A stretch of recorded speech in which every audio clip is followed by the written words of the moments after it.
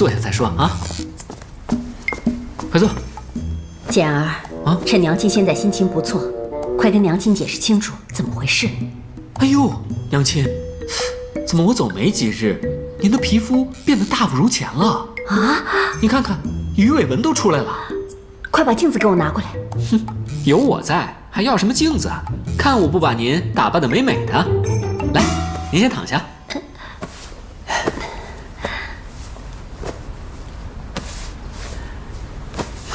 娘亲，我跟您说啊，这几日我在外面学了一种新的妆容，我看姑娘们都这么画。别动啊！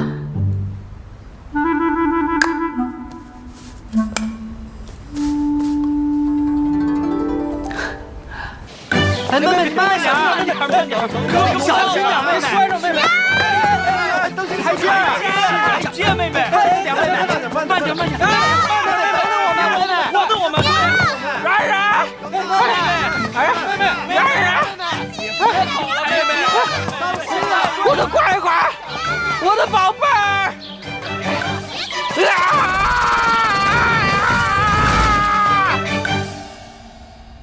好了。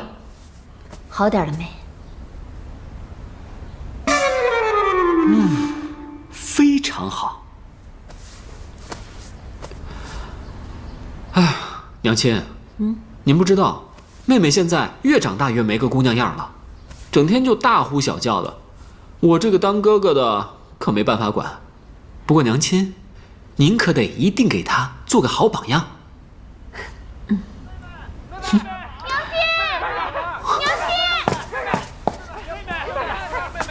是不是你了？冉冉，冉冉，快过来！娘亲多久没有看到你了？娘，您别动，别动！啊，娘亲，都是冉冉不懂事，这么久都没有回来看你。娘亲怎么回事？回来就好。这娘亲这……娘亲，您快躺下啊！娘亲，我跟苏女师傅学了很多医术，我给你把把脉。哎呀，臭阳，臭阳，你脸色怎么这么难看？是不是哪不舒服呀？这可真是奇怪，娘亲的脉象平稳，毫无异常啊。脸色这么差，这样对呀。初儿，快，跟娘好好快！爹爹，我跟苏女师傅学了很多医术，我也会的。我家冉冉真乖，这一路你舟车劳顿辛苦了，赶紧回去休息。这儿让你二哥看就行了啊！你们怎么回事啊？到底谁病了？娘亲，只要你的病一天不好，我哪儿都不去。娘亲，都怪冉冉不好，这么久没回家，害得你病重。以后你说什么冉冉都听，你让我嫁人我就嫁人，只要你的病能好起来，我什么都听你的。乖，娘亲。蟑螂！我们怎么会有蟑螂啊？出阳，你怎么啊？我把你弄掉！蟑螂呢？在哪儿啊？赶紧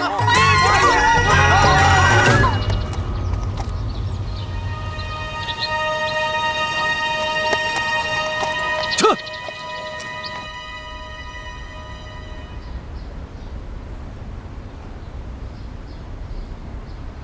说，谁出的馊主意？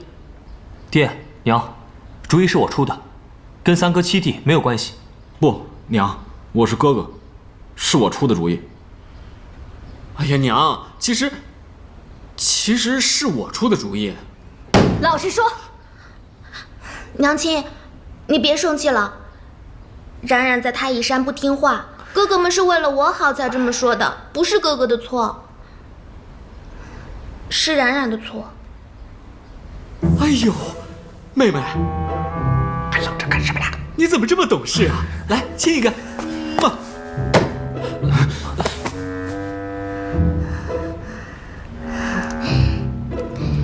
娘亲，既然您没病了，我能不能不嫁？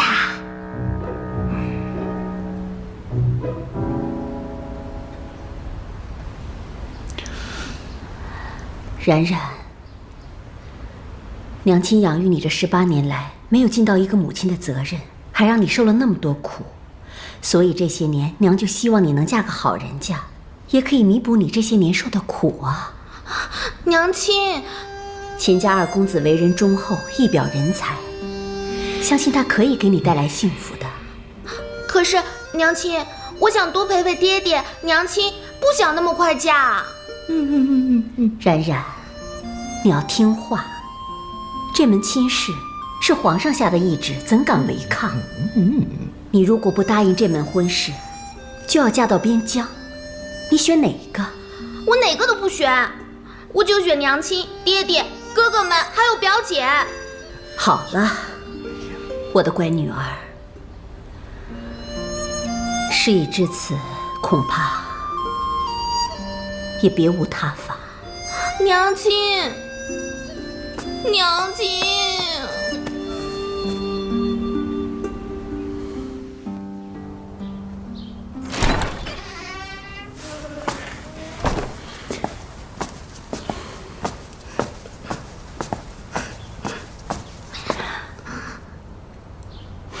别装了，我是你亲娘，你肚子里有什么小九九，我还不知道啊。娘，你昨天好凶哦。3年了，你走了3年，娘亲都想死你了。那我一回家，你就让我成亲。冉冉，你长大了。冉冉长得再大，也是娘亲的乖女儿啊。娘亲，我能不能不要成亲呀？娘都说了你长大了，长大的女子哪有不成亲的道理？怎么不可以？素女师傅不就没有成亲吗？素女师傅不是世俗中人，咱不能跟她比。素女师傅不是，那我也可以不是啊。胡闹！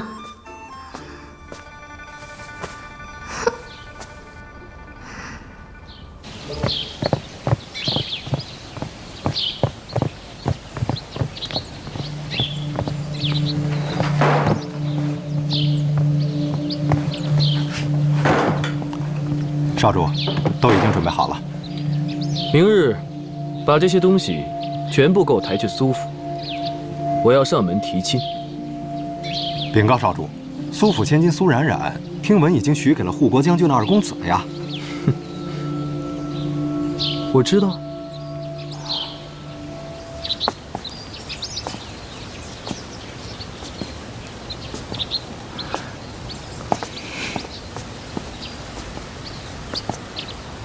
表哥，你们从太乙山回来的路上，冉冉有什么不对劲儿吗？什么样的不对劲儿？身体上的。妹妹一向身子弱，这几年一直在太乙山调养，看起来好多了。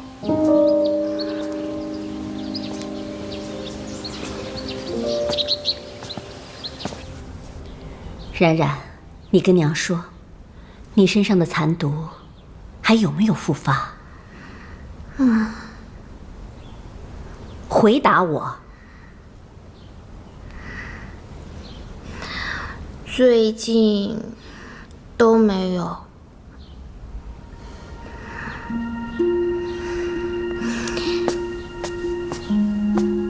娘，您别担心，素女师傅说了，她会找到解毒的办法的。素女师傅原来给你的那些还魂丹还剩几颗？还有。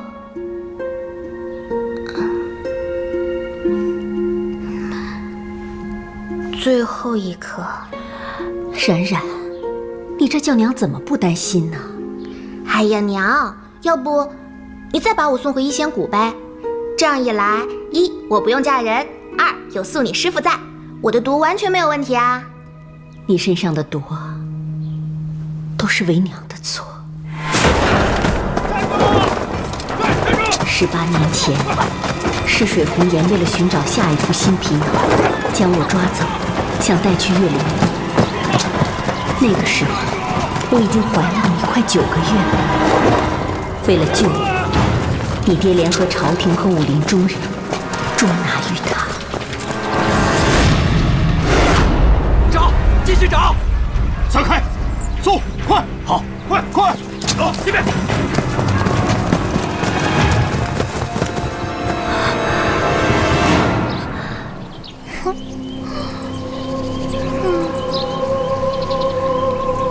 初阳，你说，你要是死了，那些人会怎么样？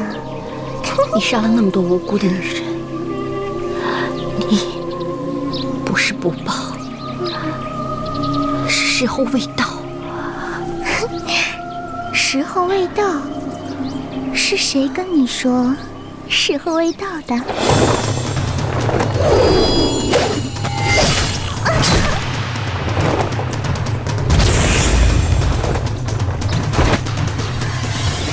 不是，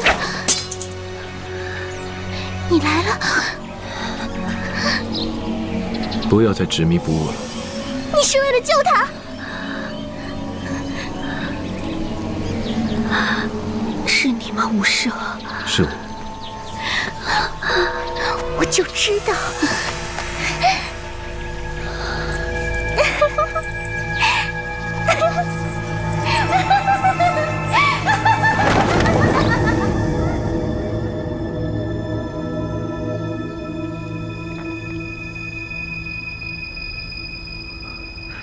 无赦仙人，怎么样？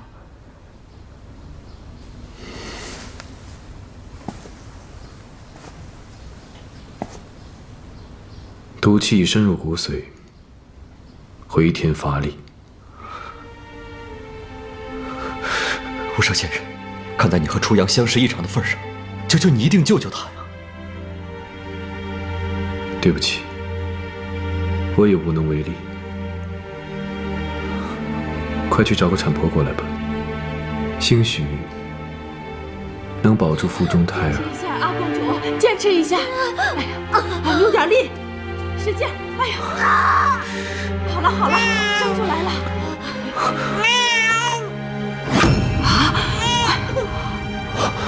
看看这孩子怎么了？怎么这样啊？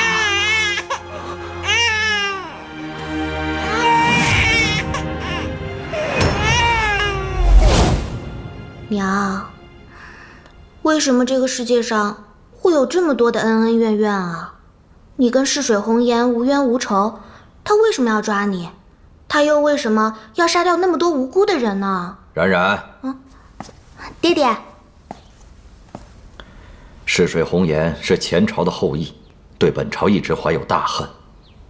抓你娘亲，一是为了报仇，二也是为了保持年轻貌美的容貌，寻找新的身体容器。当年逝水红颜被无赦仙人打成重伤，逃走了，18年来一直没有出现过，想必也是躲在我们找不到的地方休养生息。我们也过了18年平静的日子。他就是个彻头彻尾的疯子，死在他手里的人，尸骨都可以堆成一座山，鲜血都可以流成一片海。无论是谁，只要见过他一次，这一生都活在他的噩梦里。冉冉，你答应我，这一生都不要踏足江湖，这样才不会遇到他，才不会跟他扯上关系，这样就会更安全。娘，我为什么会遇到他？我又为什么会遇到危险呢？对，是娘想多了，你不会，你不会。只要你安安全全的嫁人生子，平平安安的，比什么都强。娘，就算遇到逝水红颜，我才不怕他呢。你不怕，我怕。冉冉，当年你一出生，无赦仙人便为你和你娘做了诊断，发现你娘身上的毒全都转移到了你的身上。你刚一出生，全身紫青，身上皱巴巴的，就像个将死的老人。大夫们都说你活不过10岁，于是我便在你8岁那年，把你送到了江湖第1大门派太乙派。经过了这些事以后，娘希望你能远离江湖是非，嫁给一个官宦子弟，过着安逸的官宦夫人的生活。秦家2公子秦朗就是这样的一个合适人选。可是娘，好了，别说了，下去吧。嗯。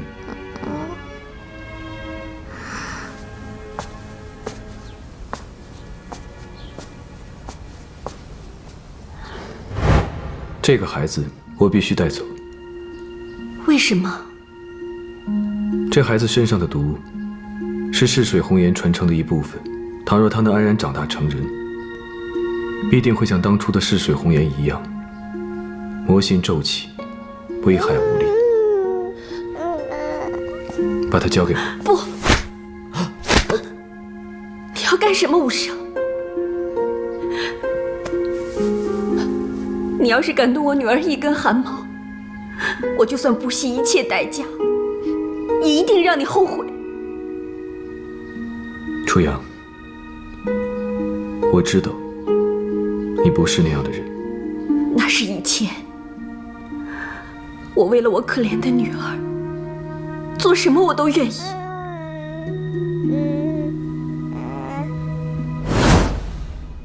当年要不是我苦苦哀求无赦，要不是他念在我们相识一场，说不定就把冉冉给抢走了，也说不定冉冉现在已经……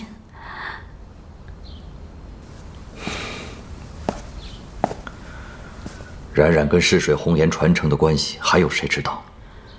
除了冉冉的师父、素女谷主、无赦，还有我们以外，应该就没有别人了。那就好，那就好，不要再让别人知道就好。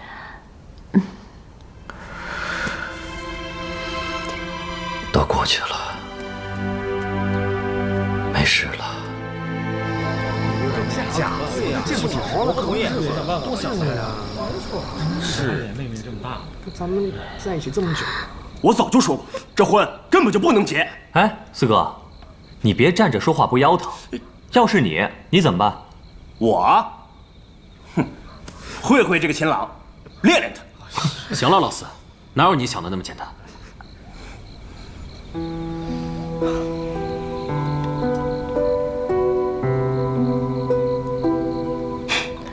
哎，乔叶三哥，一看到表姐呀，这眼睛里就没别人。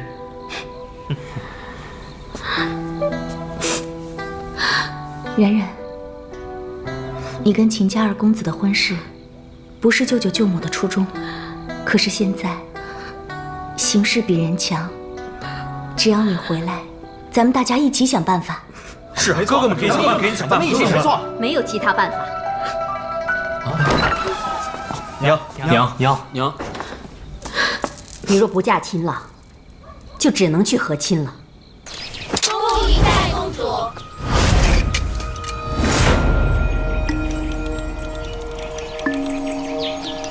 派一派，集结江湖众门派，亡我之心不死。我等势必要整戈待旦，重振岳灵宫。重振岳灵宫，重振岳灵宫，重振岳灵宫，重振岳灵宫，重振岳灵宫，重振岳灵宫。师父，你经常说的，这里太大太冷了。以前我不信，可如今我终于也体会到了。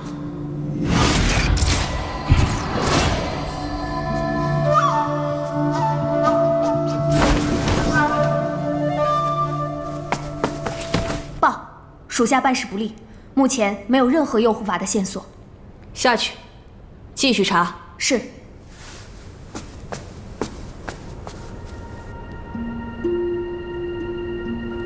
他被他所伤，万一……不行，我要亲自去找他。来人，在。准备行囊，我要出去一趟。是。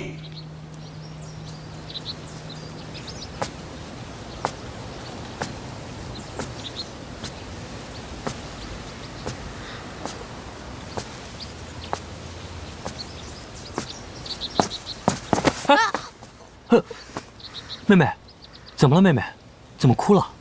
五哥，哎，五哥，好妹妹，不哭了啊，不哭了啊！我不想嫁人，我该怎么办啊？别着急，咱们会想到办法的啊！来，擦擦眼泪。虎哥，自从我回家，每天都待在这儿，我好无聊哦，我想出去玩。哥哥等会儿带你去个好玩的地方，好吗？别哭了啊，不哭了啊！啊，乖，别哭了，别哭了。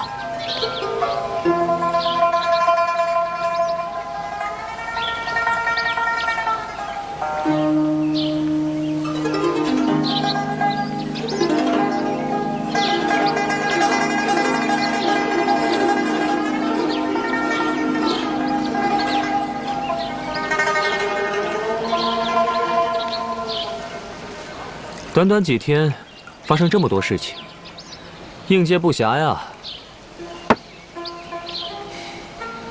哎，三哥，你跟表姐的事情怎么样了？我和表妹没怎么样。哦，没什么，还给人家买玉簪？那是妹妹挑的。你不会就是这么跟表姐说的吧？是啊。哎，三哥呀，我真是服了你了。表姐能受得了你，也真是难为她了。哎，不过刚才我还是看到表姐带着那枚簪子。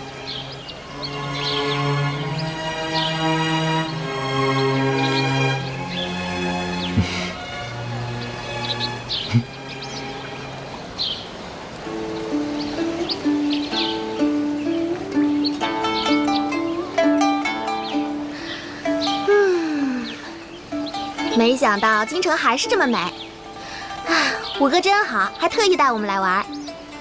冉冉，这2天真是难为你了，一回来就要为嫁人的事情而烦恼，真是搞不明白呀。我之前在太乙山的时候，每天都偷懒不练功，也没有人说我，整天跟师姐啊、师兄他们玩，可开心了。可是，唯一让我烦恼的，就是不知道为什么，二师兄突然就不愿意见我了。二师兄，就是你经常提到的萧慕尘。江湖人称绝情剑。就是他，他武功可厉害了。以前我在太乙山的时候，最喜欢和他练剑了。我听舅舅舅母说，萧慕尘对我们家有救命之恩。8岁那年，爹娘把我送去太乙山，是二师兄带着我去医仙谷，恳求素女师傅为我医治，并且寸步不离地照顾我，陪着我。冉冉，你的身体到底怎么样了？挺好的，已经很久没有犯过了。不过3年前真的是挺严重的，因为当时有3个月的时间，我什么都不记得了。不过还好，我现在有素女师傅给我的还魂丹，所以不用怕。3年前发生了什么？你真的一点都不记得了？素女师傅说我昏迷了3个月，可是我一点印象都没有。不过从那以后，我就经常做一些奇奇怪怪的梦。你都梦到了什么？一醒来就忘了。不过我觉得都是噩梦。冉冉，你的病到底何药能医？素女师傅说了，只要有月亮花种和9瓣灵芝，就可以治好我的病。月亮花种，9瓣灵芝。那素女师傅不是答应了我们，会给冉冉解毒的？素女师傅和二师兄现在整天都在为找9瓣灵芝到处奔波。素女师傅、二师兄，冉冉，谢谢你们啦！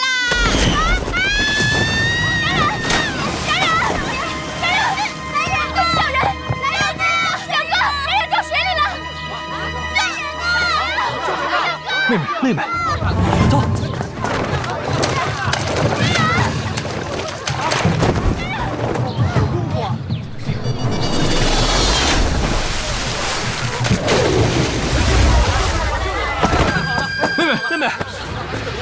么样？慢点，妹妹，醒醒，醒醒啊！妹妹，妹妹，妹妹，我来。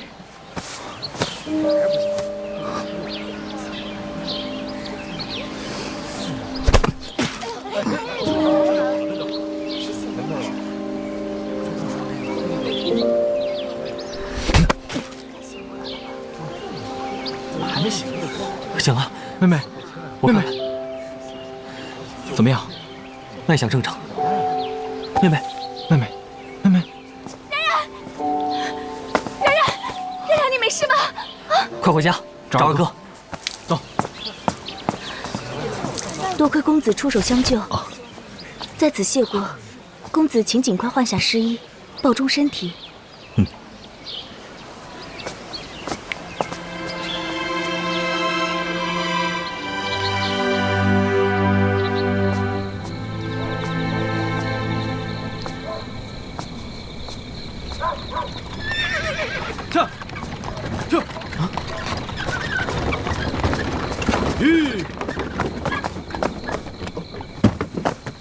你们都去哪儿了？怎么这么晚才回来啊？爹娘都已经……哎，慢点。妹妹，妹妹怎么了？妹妹怎么了？表姐，冉冉落水了。落水？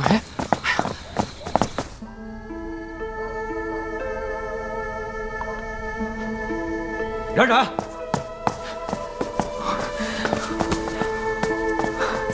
爹娘，儿子无能，让妹妹受伤了。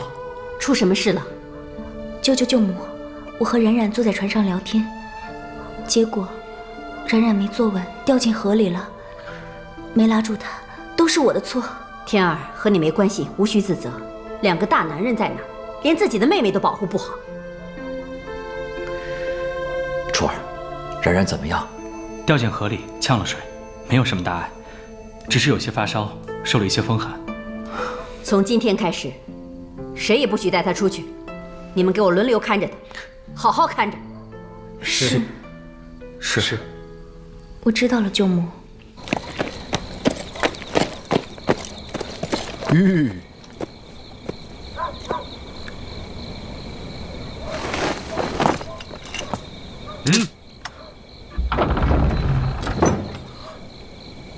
二公子，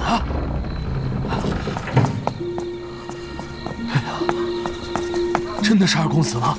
是我，福伯，我回来了。好，回来就好，快进去吧。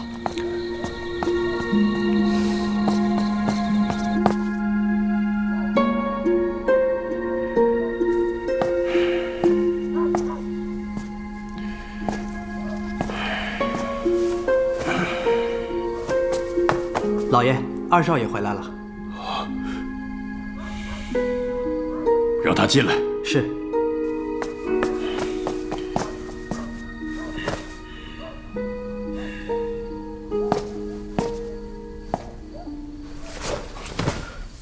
秦朗回府，父亲安好。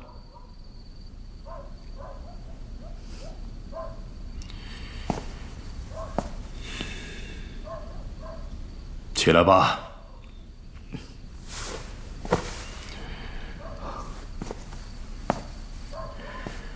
3年在外，身体可还好？孩儿不孝，3年未归，让父亲担心了。你可知道，为父这次召你回京，所为何事？孩儿知道，孩儿这次回来，就是想劝父亲退了这门婚事。你说什么？哥哥血仇未报，魔教1天不铲除，孩儿就不能安心成亲。朝堂之上，当着文武百官，我与苏丞相在皇上面前定的这门亲事，这婚你非结不可。孩儿恳请父亲收回成命。这事儿没得商量。你连日赶路也累了，早点歇息。过2天就跟我去丞相府拜见丞相大人。哼！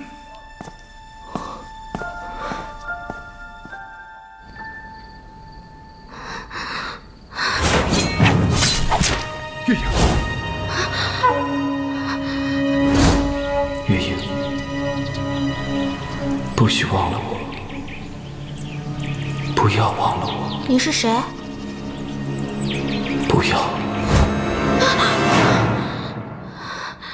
日轩。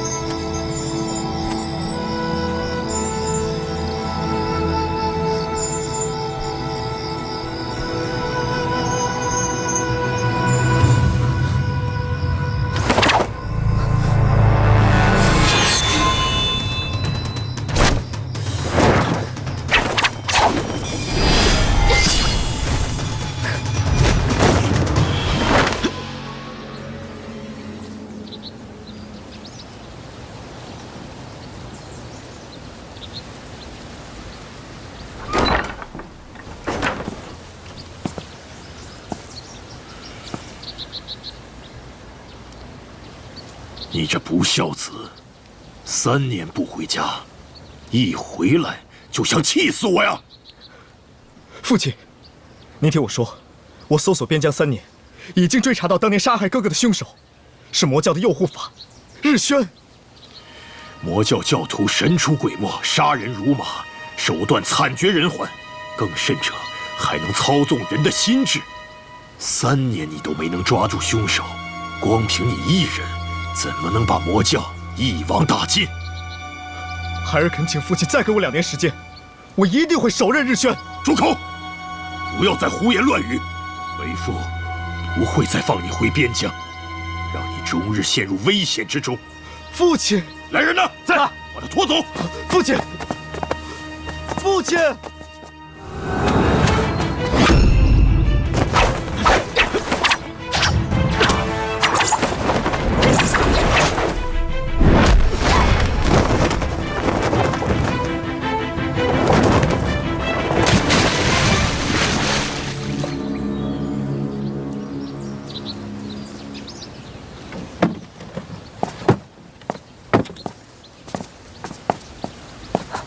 请问您这是？再不让我出门，我是娄家堡管家，求见苏丞相。我就真的大病不起了。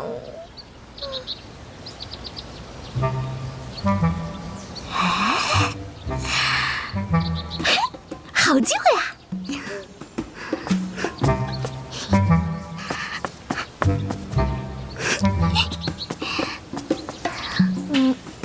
啊！七哥跟我说过，往集市走是左转还是右转来着？啊，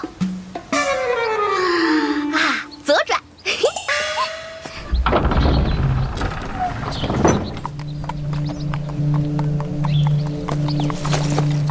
少主，大管家已前往宰相府。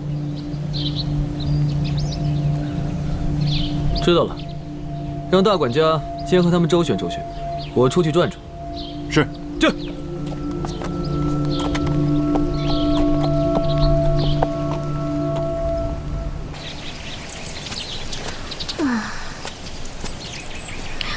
这集市到底在哪儿啊？怎么越走越荒凉啊？我好吃的包子呢？哎，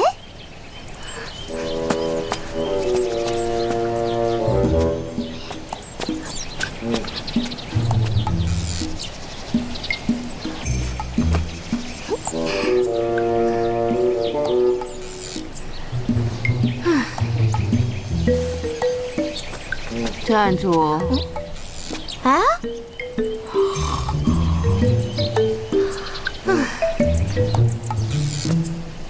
这位道长，这位道长，醒醒吧，睡在这里不安全。哎，你是谁呀？这位道长，你怎么睡在这儿啊？我是要，哎，我是要来干什么来着？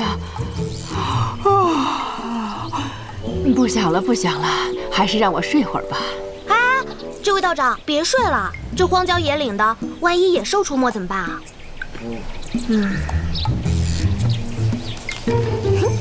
那这个给你，是我哥哥做的，可好吃了。你吃完有力气了，就赶紧上路吧。好，谢谢。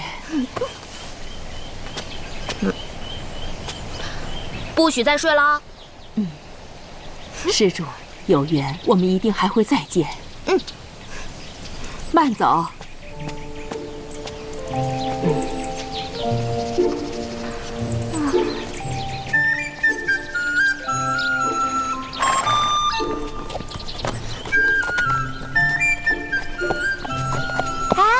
公子，公子，哎，这位公子，请等一下。姑娘，不知喊住在下，所谓何事？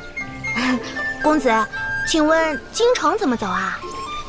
京城在我的后面呢。啊？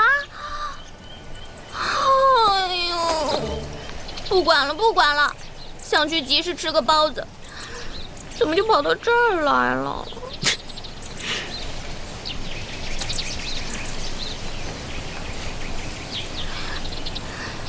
你笑什么呀？我没笑什么呀。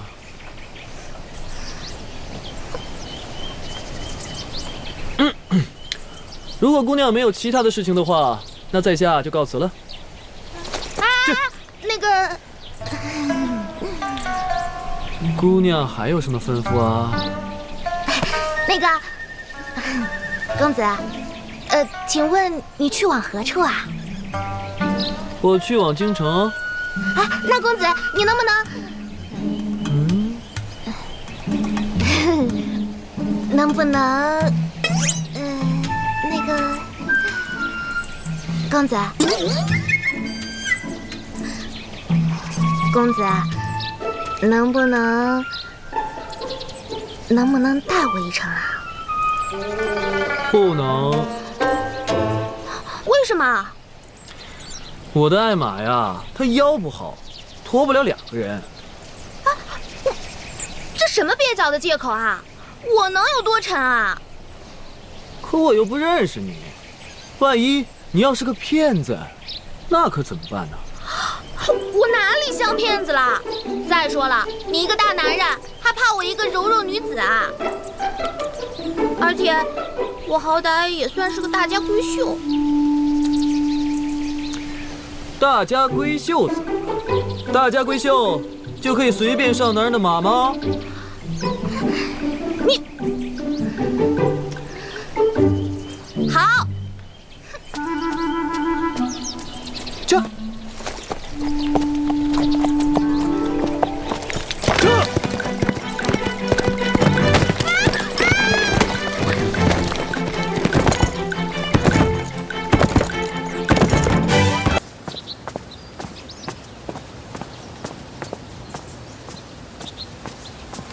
哟，这不会就是秦将军下的聘礼吧？应该不会。将军府与丞相府2家成亲，礼数是第一位，怎么可能直接把彩礼送来呢？走，问问娘去。嘿，站住！三哥，你干嘛去啊？现在表姐正陪着妹妹呢。自从上次妹妹得了风寒，娘亲就禁止她外出，天天啊，无聊得紧。你就让他们2个姑娘家说说贴心话吧，啊？咱们啊，看看到底什么情况。走，三哥。一大早就有人来敲响了门，当值的以为是老秦送来的彩礼，便迎了进来。秦将军虽为武将，但向丞相千金提亲的礼数必是懂的。怎么能不提前通报就把东西送过来？绢300匹，锦彩60匹，钱300万，酒60壶，玉璧5枚，虎皮10张。老爷、夫人，娄家堡大管家上门拜访。娄家堡？确实是娄家堡。自从娄老堡主去世以来，我们2家来往甚少，怎么突然？无论如何，娄家堡对我有恩，我们先看看怎么回事。请他们进来。是。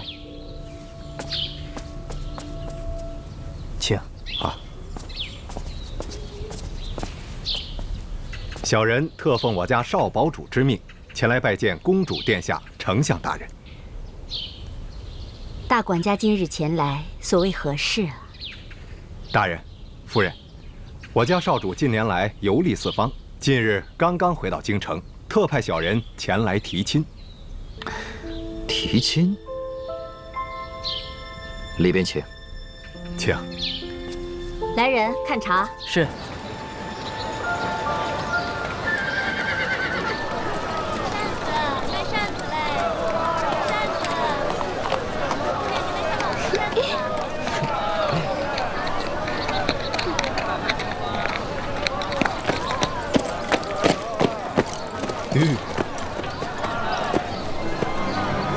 是上次落水的那位姑娘。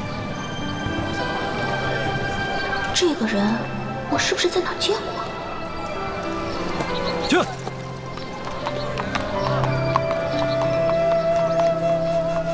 去。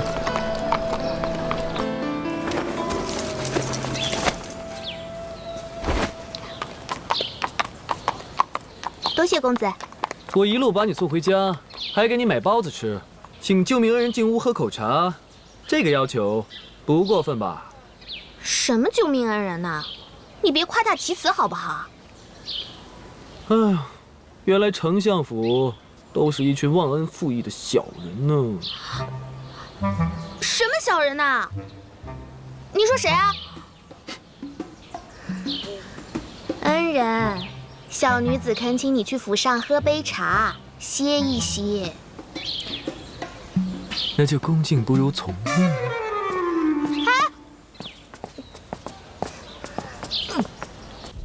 娄家堡屹立于江湖数十载，属于朝廷管辖范围之外。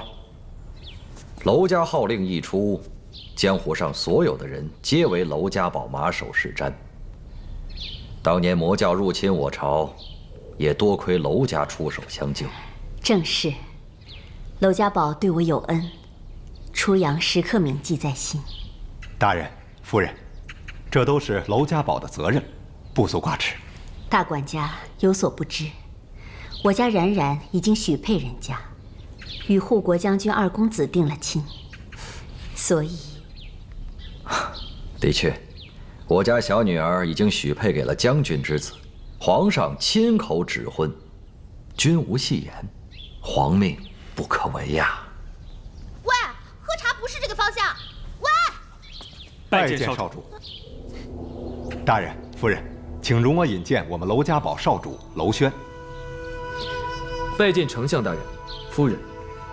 晚辈娄轩这次特意上门提亲，望大人夫人成全。好，娄少主不必多礼。娄少主，刚刚我也和大管家说了，实不相瞒，我家小女已经许配给秦将军的二公子秦朗，这个晚辈知道。那大人、夫人，我们娄家堡隐匿于江湖这么多年，对于礼数礼节已经渐渐的生疏。如果有不周不敬之处，还请二位海涵。好，哪里哪里。大人、夫人，这次我确实是上门提亲，但是不是您的千金，而是府上的另一位小姐。表姐。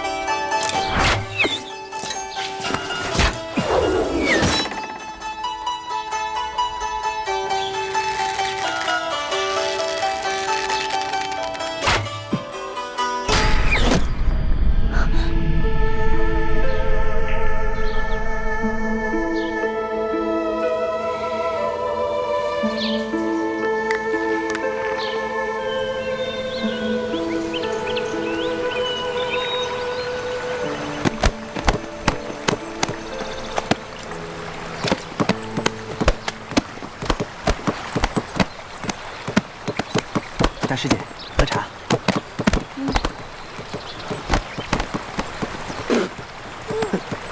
这么烫，你想烫死我呀？大师姐啊，大师姐，吃块瓜吧。这还差不多嘛。不错。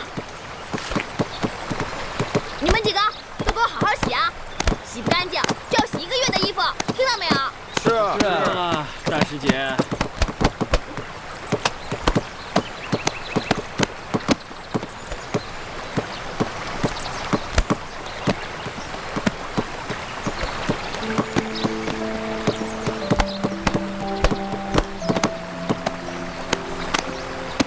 这什么呀？哎，干什么呢？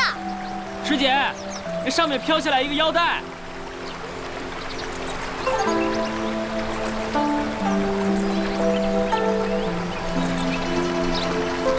快，把它抬上来！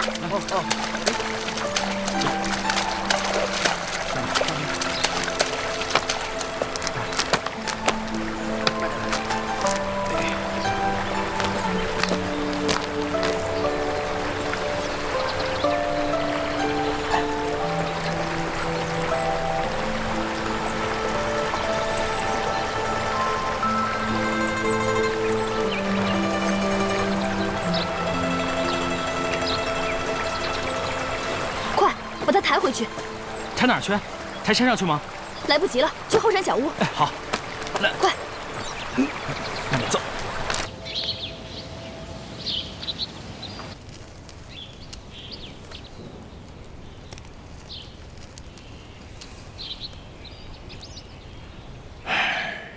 放你在外整整3年，是不是也够了？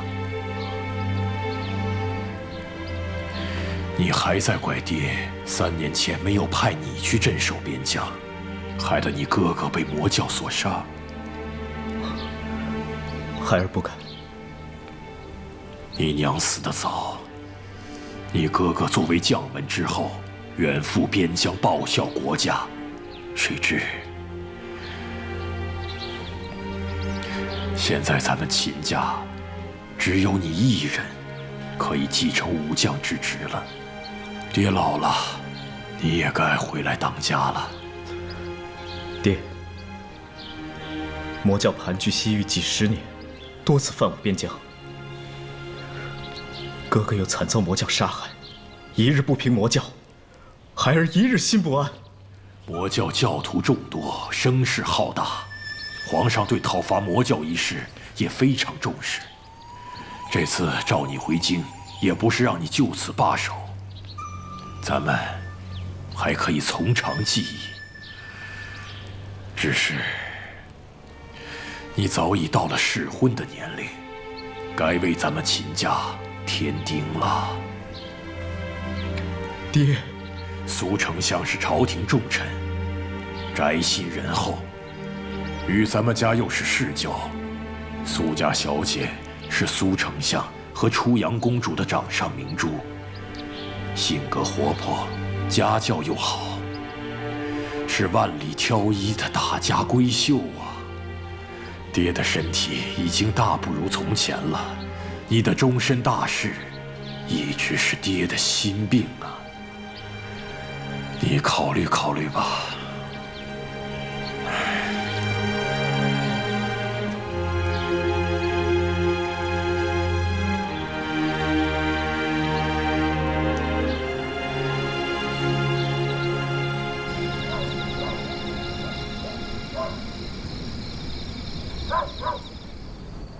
事情经过就是这样的。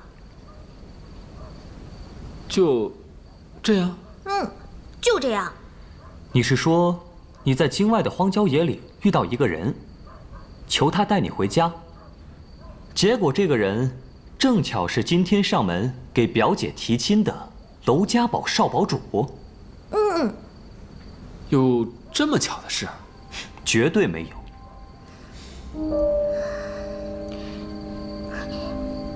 你们说，表姐真的会嫁给那个娄轩吗？哎呀，我也不指望那个只会射箭的木头能做些什么了。我不想让表姐嫁人，更不想让她嫁给那个古里古怪的娄轩。那个娄轩深不可测，绝对不是什么简单的人物。娄家堡势力盘根错节，从不在乎什么俗世规矩，也从不把朝廷放在眼里。为何今日要和丞相府的表小姐结亲呢？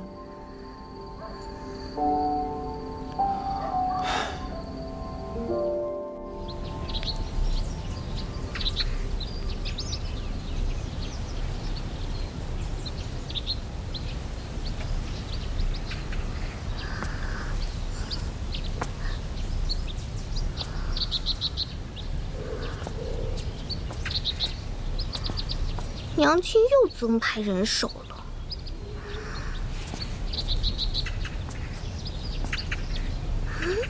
哎，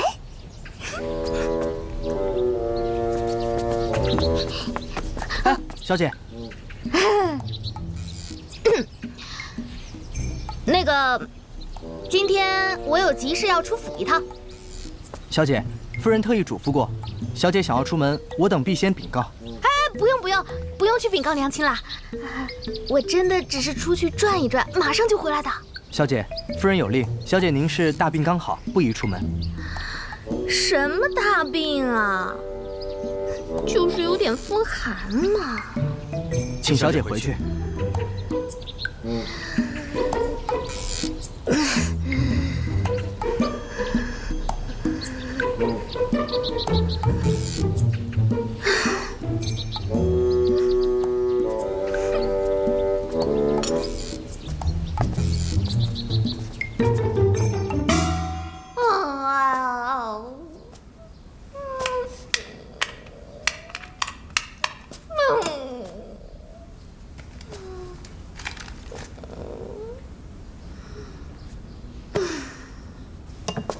好不容易回一趟京城，也不让我出去玩，娘亲也太狠心了吧！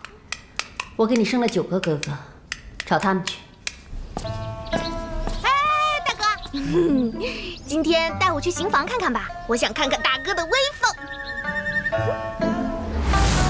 石头剪刀布！妹妹，这怎么回事啊？哎，你还是找老西玩去吧。啊，哥先走了。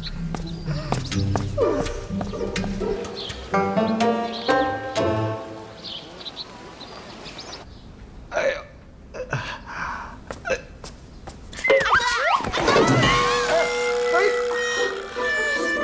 妹妹，下次可不可以小心一点啊？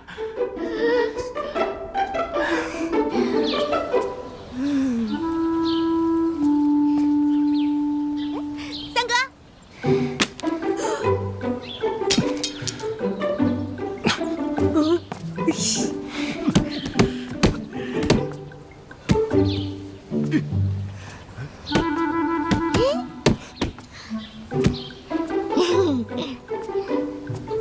看什么呢？留住！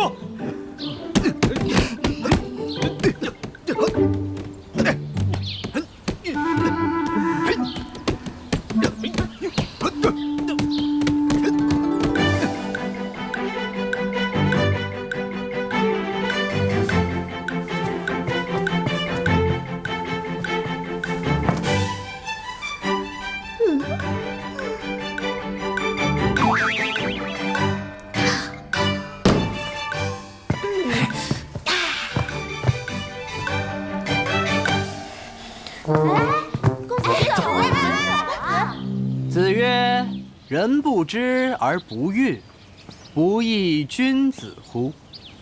有朋自远方来，不，妹妹，妹妹，妹妹。”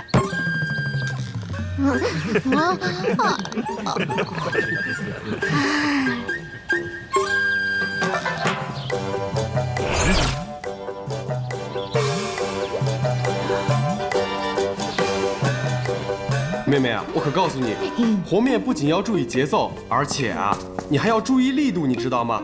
这样咱们和出来的面才会又好吃，又能做出漂亮的糕点。知道啦。哎，对，就这样。妹妹，你怎么能这么对哥哥呢？哎呀，真是。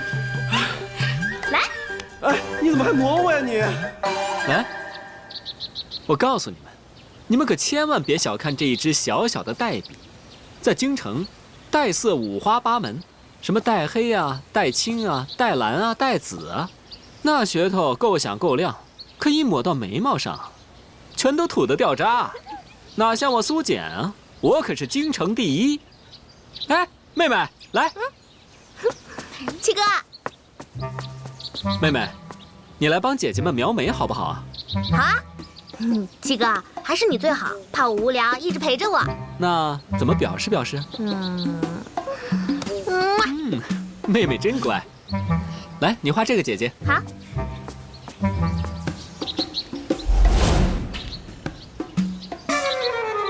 妹妹，怎么样？看。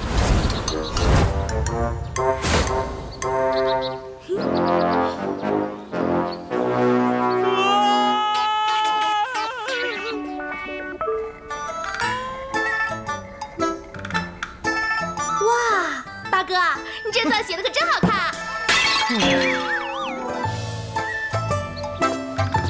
大哥、二哥、三哥、四哥、五哥、六哥、七哥、八哥、九哥，过来陪我玩。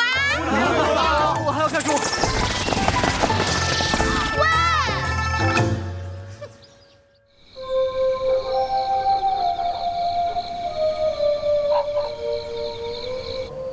客官，您的菜。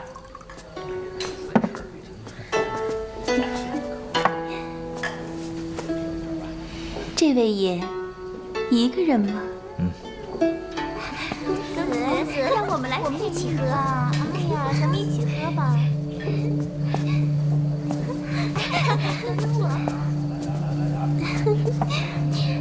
公子，这边请。来，公子，坐这儿。公子，我们伺候你啊。公子，来一杯嘛。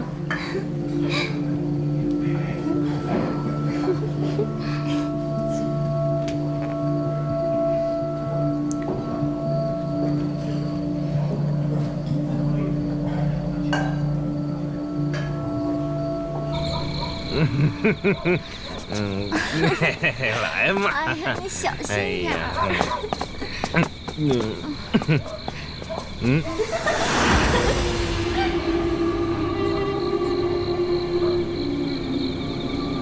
没人。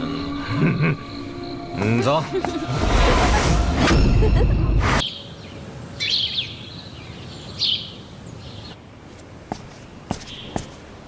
爹，看你这么急匆匆的赶过来，应该知道我找你来所为何事。昨日的命案，正是。昨日发生在街头的命案，死者死状凄惨诡异，却和你说的魔教杀人异状极其相似。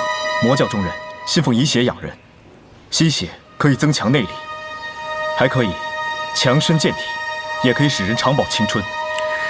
上次听你提起过，甚感骇人。没想到世间竟然有如此惨无人道的杀人之法。恳请爹爹让孩儿亲自调查此事。好，爹爹等的就是你这句话。魔教之人潜入京城，此事非同小可。皇上已命重兵封城，正要严查此事。爹爹认为将调查此事重任交于你，再合适不过。孩儿领命。至此，京城守备总管一职就交给你了。京城的治安一定好好治理。是。